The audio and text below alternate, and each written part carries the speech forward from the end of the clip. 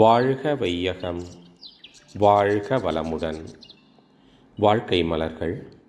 நால்வோர் நற்சிந்தனை. ஆகஸ்ட் 10. தலைப்பு: பெற்றோர் தவம், பிள்ளைகள் நலம்.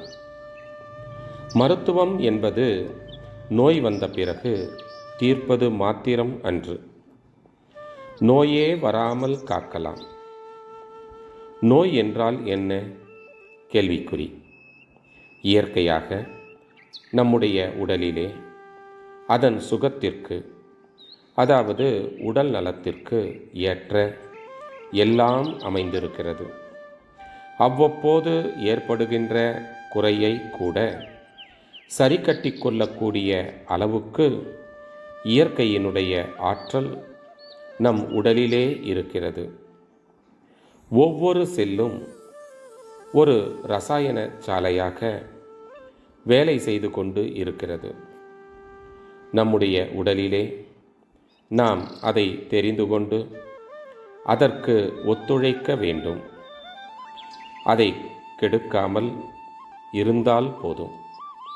அதைத்தான் தெரிந்து கொள்ள வேண்டும். கருவமைப்பு குறித்தும் நன்கு நினைவில் கொள்ள வேண்டும்.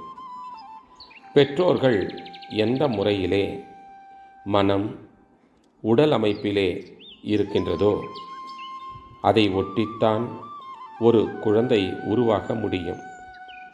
மரத்தை ஒட்டித்தான் விதை இருக்கும். அந்த விதையை ஒட்டித்தான் மரம் இருக்கும். இது தொடர் நிகழ்ச்சி. குழந்தைகள் ஆரோக்கியமாக இருக்க வேண்டும் என்று சொன்னால் பெற்றோர்கள் மனநலத்திலே, உடல் நலத்திலே திறமும் திடமும் உள்ளவர்களாக இருக்க வேண்டும்.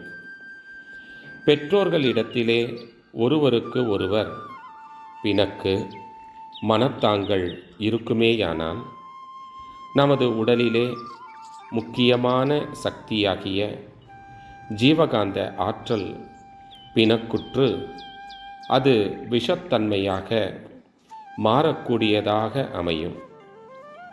அது குழந்தைகளையும் பாதிக்கும்.